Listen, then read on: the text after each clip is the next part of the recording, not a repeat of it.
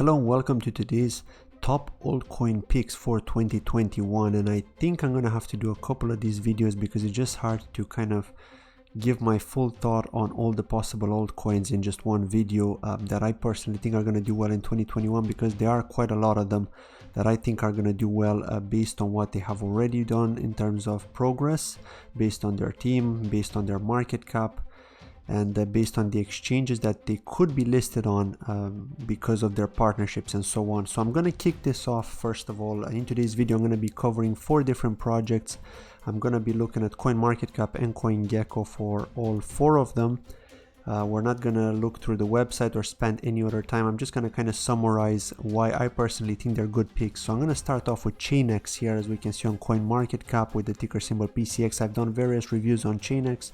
I've covered the updates for them. I've done a tutorial on how to stake. I'm super hyped about this project. They're basically a bridge which is going to help get Bitcoin onto the Polkadot ecosystem. It's as basic as that if you think about it at a very high level. If you go into the details, then it becomes more complex. So basically what they're going to do is they're going to try and get Bitcoin tokenized into a token called XBTC, which is going to be used within the Polkadot ecosystem for DeFi collateral. For example, if you want to take loans in a stable token like Akala, for example, it is going to have AUSD. You'll be able to use that XBTC as collateral. You'll be paying like a small fee of like 5% in case you're not going to be able to pay the fee back or the loan back. And that's pretty much it. I mean, it's like very simple to use once you have XBTC onto the Polkadot ecosystem, because then it's just a matter of swapping it in and out using the same wallet, because that's pretty cool, right? You can basically have the Polkadot browser extension using the exact same wallet across ChainX, across Polkadot, Kusama, Edgeware, Staffy, all the different projects that I've been covering, all the different projects that you see in the Polkadot web wallet. Even Akala, like Akala has its own dApp, ChainX has its own dApp, but you'll be able to use that wallet, the Polkadot wallet, to make it interoperable, so you can transfer these assets. You can access your same account to get access to these different assets on different wallets. So it's really cool, right? So yeah, ChainX are a bridge. They're going to play a very crucial role. They're going to start off with Bitcoin. They're likely going to be working on other assets too, likely Ethereum and other assets, to bring them onto Polkadot. So yeah, they'll play a crucial role, and I think they're going to do very well. And considering the current market cap, which is at 33.6 million, it's still very undervalued at the moment. And then the other big thing with ChainX is they've got this airdrop called KSX, which is basically for their cousin network or sister network, maybe you want to call it, on Kusama, called Sherpa X, which is going to use the token KSX. So they're going to be airdropping that token to all PCX holders, and at the moment they're only just over 8 million. Like CoinMarketCap is incorrect here, the circulating supply is not 7.7 million but just over 8 million, like 8.3. so basically 8.3 million KSX tokens are going to be airdropped to PSX holders. And then aside from that, there's going to be 21 million tokens minted for KSX, but then they're inflationary too. So think about it. I mean, you're going to get an airdrop very soon when Kusama are going to launch their parachains. If Sherpa X bound, if they manage to bond, then that's it. You're going to get that airdrop. If they don't bond, then you're going to have to wait till the next time when they try to apply for the parachain auction. But I'm very positive that they will, because they're just a handful of parachain auctions at the beginning, and ChainX were one of the first to help Polkadot, to help the Web3 Foundation. So because of that, they've got that edge in the market, and I think they've got a good community that's willing to support them.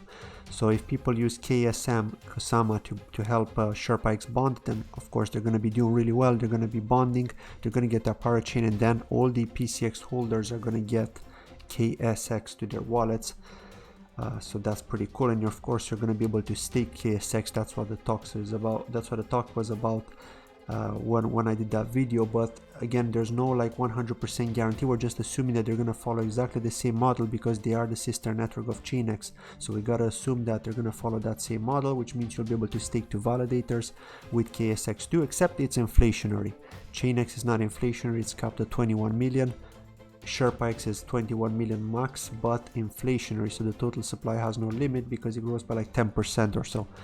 So yeah, I'm very bullish on ChainX, simply because it's not on any big exchanges at the moment, right? It's only on the small ones that you see here. MXC is the biggest exchange for ChainX, for PCX, where you can where it's got the biggest volume. Hotbit, I recommend you stay away from it. Gate is also good, and then these other ones I haven't heard about. So pretty much MXC at the moment. And we know that Huobi have promised that they're going to get that, they're going to help Polkadot projects enlist because of the sponsor that can basically push 2 different projects from the Polkadot ecosystem to get listed on Huobi. So I really think that Huobi is going to list PCX. They've listed Polkadot, they've listed Kusama. I really think they're going to list PCX too at some point in 2021, and probably even SherpaX, which is KSX, and that'll be very bullish for the PSX holders because they're going to get that airdropped, that KSX airdropped, and also listed on Huobi at some point, unless they sell early, of course. But yeah, this is one of the reasons why I really like ChainX. So let's move on to the second one here, and that's Kava. I haven't spoken about Kava in a very long time. I've done a dedicated review on Kava back in early 2020, I think it was. Even in I did it in 2019 actually, so even earlier than that. That's when they first started off, basically when they got listed on Binance. They were an initial exchange offering on Binance. They're basically the DeFi network of the Cosmos ecosystem. So just like Polkadot has Akala, which is not live yet, Cosmos has Kava. So you could think of it as this, right? In comparison, you can basically use Kava to take loans using I think it's BNB as collateral, which is the Binance token as collateral on Kava, on the Kava platform. Yeah, I mean, the Kava token is inflationary. You can stake it. So we can see here that the circulating supply has grown significantly since the last time we spoke about it, 46.8 million. The total supply has also grown here by 14.7 million because it is inflationary.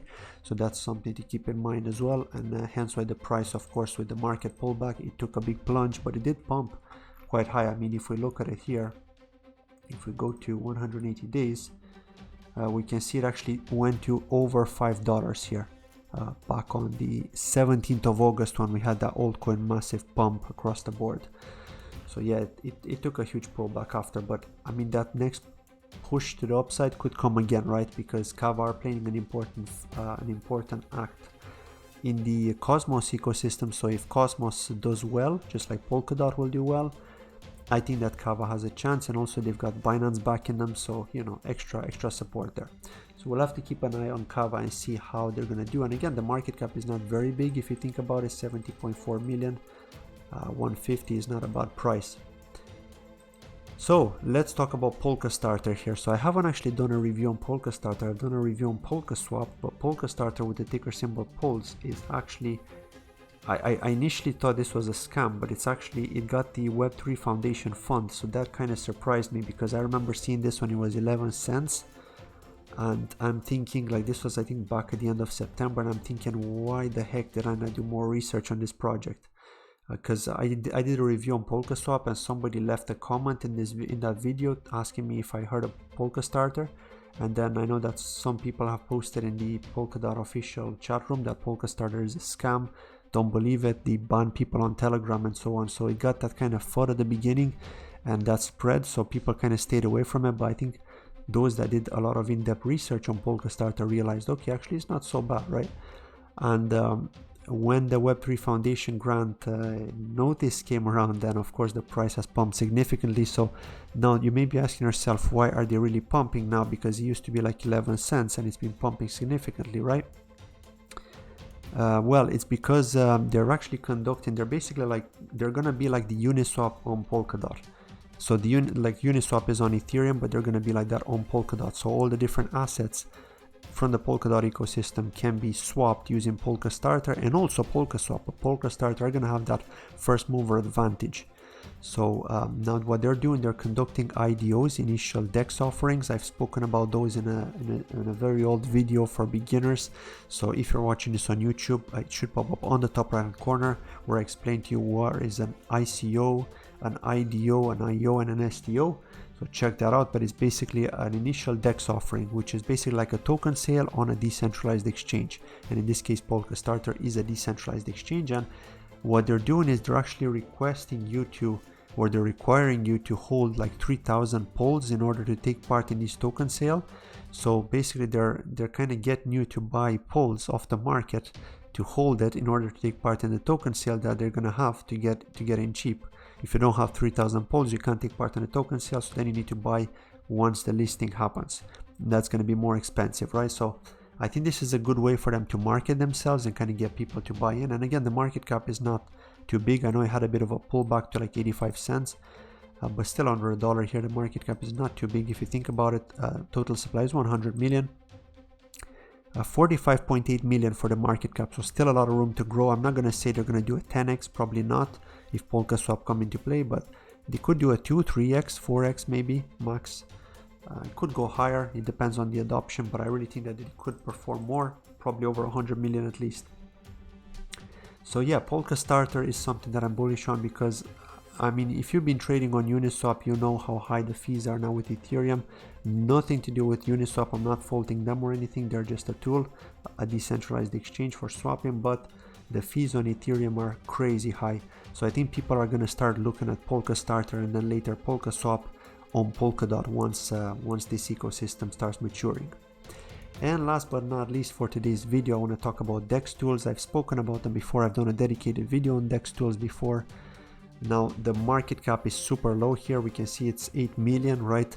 I know that they've even dipped to as low as 6 cents, but they came back up now. I think they went to like 9 cents in a bit. Now it's got a bit of a pullback, but DEXTools are basically like this analytics platform which is mapped to Uniswap. So what you can do is you can basically check any kind of token pair that is listed on Uniswap. You can check it on DEXTools and you can check to see what transactions were done on there. You could check to see if there was any kind of front runners trying to front run the transactions. And like now with the transaction fees being so high, bots are not even operating at the moment. Everybody turned off their bots, right?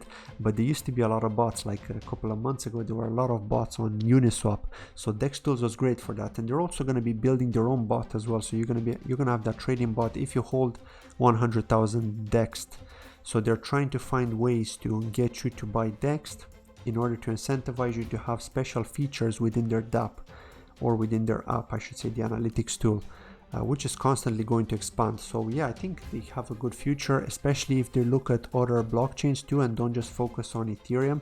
Say if they're going to move to Polkadot, for example, and they're going to have they're going to basically map to Polkastarter or link to Polkastarter maybe, or to Polkaswap too in the future. That would be good, because then it would give them that flexibility to swap in between ecosystems, and you wouldn't only have to check the Ethereum tokens. You wouldn't be restricted to the Ethereum ecosystem.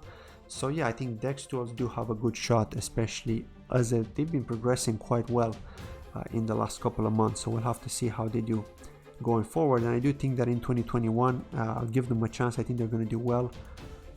So we'll have to see. I really think the market cap could possibly go like 4 or 5x from here. Once they have everything in place, all the different tools, and if they consider other ecosystems too, and perhaps other exchange listings, because at the moment they're not really on any big exchanges, right? On Uniswap, on Hotbit and so on. So they really need a new exchange listing too. But that's it from today's video. Let me know what you think in the comments below. Thank you very, very much for watching. And of course, don't forget to like the video if you enjoyed it, dislike if you don't, and comment below letting me know what you think. Take care and see you in my next video. Bye bye.